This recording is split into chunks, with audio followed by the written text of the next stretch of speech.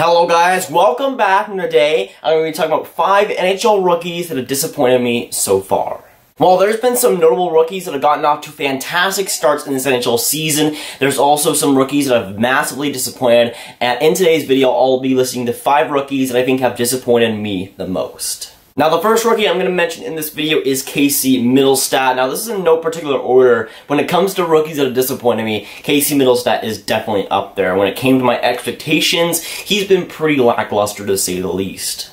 Now, of course, he's with the Buffalo Sabres, a center at age 19, was drafted 8th overall in the 2017 draft. He had a great year in the NCAA, and then was pretty much the best player in the World Junior Championships last year. I thought going into the season, there was a lot of hype for him, and I thought that he could really show his skills to the Buffalo Sabres and really get a massive opportunity, especially with Ryan O'Reilly getting shipped off. I thought that he could possibly slot very well in that number 2 slot center for the Buffalo Sabres, and I thought that would work pretty well, but right now, it just really hasn't.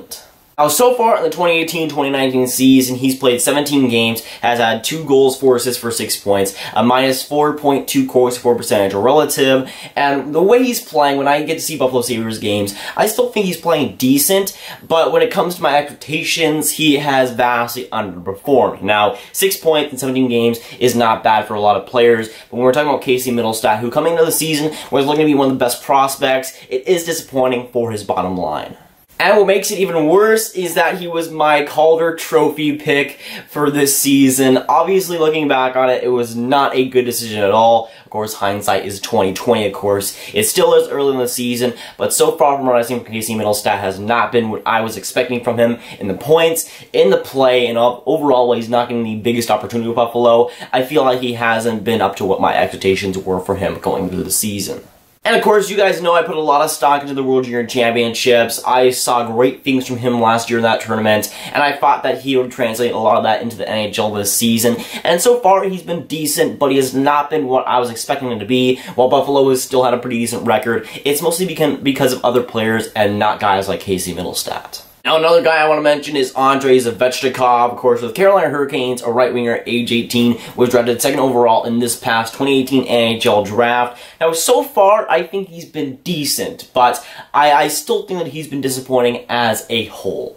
He's had 17 games played, has had 4 goals, 2 assists for 6 points, has had a corks-for percentage relative of 5.9, which is very, very solid. Now, I still think he's played pretty well as a complete player. I think that offensively, he's still bringing a lot to the Carolina Hurricanes. He's not getting a ton of ice time, which is a factor there, but I think for the Carolina Hurricanes as a whole, when it came to their offense, I think as the points show, he has not been as impactful as I thought he would be. Now, I thought there was a possibility of him or of Andrei Zvechnikov replacing Jeff Skinner's production from last year with the Carolina Hurricanes, but so far Jeff Skinner has been an absolute beast for Buffalo, so I'm not sure how well Andrei Zvechnikov throughout the rest of the year is going to do that. But I thought there would be a slight possibility that he might get 30 goals, he might get past that. I thought he was going to have a solid campaign. Now, I didn't expect him to get in the Calder voting, or at least into the top 3, but I still expected him to be on a much better pace than he is right now. Now, Zvechnikov did have a pretty good start, but he's been slowing down in the past couple of weeks, as had the Carolina Hurricanes. They went on that kind of weird losing streak. I still think the Carolina Hurricanes are playing well. Zvechnikov, I think, is still playing well. I think right now he's playing well as a rookie, but again, as a 2nd overall pick and a guy that was pegged to maybe get in 20 goals, maybe even 30 goals at the start of his rookie campaign, I think we should expect better from him, and right now, he's just not producing to what I imagined he would be. The next guy I want to mention is Kailer Yamamoto. With Edmonton Oilers, he's a right winger for them at age 20. Was drafted 22nd overall in 2017 NHL draft, and since then he's been impressing me a lot, especially in the WHL and in the World Junior Championships. And going into the season, I thought he'd be a major dark horse for that Calder Trophy, but ultimately things just don't work out that way. Now, in this 2018-2019 season, he's played 12 games, had 1 goal, 1 assist for 2 points. He's had a 5.3% or corks-for percentage relative. And now, so far, I think when I've seen Edmonton games, he's played pretty well. Now, he's gotten a lot of time with Connor McDavid, so that has something to do with it. But right now, Kailer Yamamoto has just not performed like I thought he would be, especially in his rookie season. He's just not really performed. And even though he has played pretty well, the points certainly aren't showing that. With Connor McDavid, you should have more than 2 points, let's be honest here. Now, unfortunately, a couple of days ago, he was sent down to the AHL, which surprised me. Even though I'm bashing on him in this video, I still felt he played pretty well in the NHL. He was just not getting the results. And with Edmonton, with Connor McDavid, I felt like he needed to start getting results, and he just was not really getting them, at least when it came to the points. And with that, with EHL, he was also sent down with Jesse Puljujarvi, 2 big moves from the Edmonton Oilers, and 2 big statements. Pretty much both their best young prospects. And right now, with Jesse Puljujarvi and Yamamoto, they're both in a weird spot. But especially with Yamamoto, I felt like he played pretty well in the NHL, but when it came to my expectations, he certainly did not live up to it. Now, of course, here's hoping that maybe he gets sent up middle for the season and starts producing really well. But really, when it comes to him getting AHL time, that might be best for his development for the future. But right now, I still felt like he was playing decent enough in the NHL to stay there. But of course, I don't make the decisions, and I certainly do not make the decisions for the Edmonton Oilers. That goes to Peter Chiarelli, whether that's good or not for Edmonton. Next up, I have Anthony Chiarelli with the Tampa Bay Lightning. He's a 20-year-old center for them, drafted 72nd overall in the 2015 NHL draft. And since then, he's really risen his stock in the junior leagues. And in the last year with the Tampa Bay Lightning, he had a very good stint. I think he played like 17 games. He had 11 points. He was very good last year, and I thought that he'd translate that success into this year's season. And this year, I thought he'd have a big role with the Tampa Bay Lightning. And even though the Lightning don't have a lot of roster spots for him, the Lightning, I don't know if you know this, are pretty good with their forward group. But Chiarelli, I thought, would be really improving on his game. And while he's not getting the most ice time in the world, he is playing with that third center spot. And right now, I felt like Chiarelli would be better, at least production-wise, than what he's shown so far. So far this season, in the 2018-2019 season, he's played 17 games, has had 2 goals, 3 assists for 5 points. He's had a 1.8 course for percentage relative. Now, so far, he hasn't gotten a big opportunity. He hasn't gotten power play time. I don't think he's gotten penalty kill time. So really, right now, he isn't playing the most minutes out of any rookies, but I did expect him to make a little bit of big strides offensively. I don't know if he was going to keep the pace that he was at last season, but I still thought that as a whole season in his belt would definitely help him. Right now, he just has not played up to what I thought he could be. Now, I think Chiarelli isn't the best prospect out there, but I had him in my top 20 going into this year, so I was pretty high on him. And even though he is one of the older prospects, I think that that was going to go to his advantage, and so far, it really hasn't. Now, don't get me wrong, I think Chiarelli has serious skills. He was in my top 20 prospects going into the season, and while he's older than some other prospects, I still think that he has a lot of talent in his bones. And with the Tampa Bay Lightning, I don't think he's been given the proper opportunity that I think he needs. And with Chiarelli, I still think he has opportunity here with Tampa Bay Lightning to really make hit dues, especially in the score sheet. And while he hasn't been doing that recently and lately with the Tampa Bay Lightning, I still think that he has serious potential to be a very, very good player and possibly a top 6 guy for the future in Tampa. Now, last but not least, I have Rasmus Dahlin. Now, give me a couple of minutes to explain this.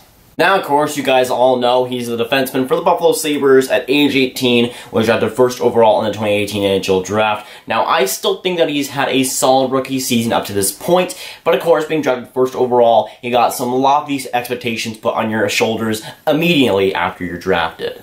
Now, so far this season, he's had 17 games played. He's gotten 1 goal, 6 assists, and 7 points. He's got a 6.2% course forward percentage relative. Now, that's pretty good stats. And for a defenseman and a rookie, those are very good stats as well. But when you say that he's a first overall pick, he's coming to the league at year 1, and of course, he's supposed to be the next future guy for the Buffalo Sabres to lead that franchise into the promised land, it really goes down to, hey, he's not meeting up to those generational expectations that people had on him. Now, I think the main reason why he's not getting as many points as some other rookies or as some other players that people might be expecting is because of his ice time. Now, right now, Rasmus Dahlin is playing 18 minutes of ice time per game, or on average per game, which is pretty solid for a rookie defenseman, of course. When it comes to other rookie defensemen, it's kind of a little bit lower. Now, right now, Heiskanen is about 22 minutes per game on average, and both Joki Harju and Heiskanen are pretty much tied for the most ice time when it comes to defensemen. And those two guys are playing very, very well right now for their respective teams. So Dahlin, I think, is still playing pretty well, but I'm just not sure if he's getting the massive opportunity that some other rookies and some other rookie defensemen have been getting. which is kind of mind-boggling because you'd think that he'd be getting a lot more time on the penalty kill, on the power play, and in all situations, but the Buffalo Sabres has been kind of cautious in giving him playing time. Now, when I've seen Buffalo Sabres games, he's not been the most reliable guy defensively, so there is some asterisks there, but I think offensively he's been a major factor, especially in that neutral zone. There's not a lot of defensemen that can get it up better than he can. But even then, I feel like the Buffalo Sabres are kind of doing the right thing here. Now, they might be sacrificing a potential Calder candidate here if he got more playing time, but I think that giving him a little less playing time will ultimately develop him into a much better defenseman for the future, and of course that's what the Buffalo Sabres want. Now, this might also have something to do with the Buffalo Sabres' success so far. I think they're in a wildcard spot right now or something like that. The Buffalo Sabres have been a lot better than they were last year, and I think that's because of some guys like Jeff Skinner, some guys like Jack Eichel really being healthy, and of course Rasmus Dahlin coming into this team, and them getting some goaltending. Right now, Buffalo is in a pretty good spot with their record and how they've been playing. Rasmus Dahlin has not been the gigantically impact defenseman that I thought he would be. He's still very, very good, and he's had a very good rookie season, but right now, I don't think he's being, I don't think he's playing like the generational guy that a lot of people expect him to play like. I know a lot of people expect him to win the Calder, which I thought was a little bit crazy, but so far I just don't think he's lived up to those expectations. Now, of course, I still think he's going to be one of the best defensemen in the world when all things are said and done, but right now he's just not stacking up when it comes to the rookies of the class so far, and while I think he's still played pretty decent, I think that ultimately when it comes to his expectations, he's been disappointing. Now, not as disappointing as some other players in this list, but when it comes to his expectations, I think that he's just not played as well as some people might have expected. But of course, stuff like this happens every year where there's prospects that surprise people and there's prospects that disappoint people. This is pretty much natural every single year. So even though I've been harping on these prospects and these players so far, just know that they'll most likely be pretty well off in the future. But of course, I want to hear from you guys. What do you think about the rookies that I listed in this video? Do you think they're disappointing? Do you agree with the points that I made? And of course, what are your disappointing rookies so far this season? Let me know in the comments down below. Now, if you want some more beautiful grad videos, you can click on this tab right here to look at my November 2019 NHL mock draft for the 2019 NHL draft. But that is going on for today's video. If you guys did enjoy, make sure you like and subscribe again. Tell me down below in the comments what you think about the 5 pro rookies that I listed in this video and your thoughts on them. I'll see you guys in the next video or stream. Goodbye.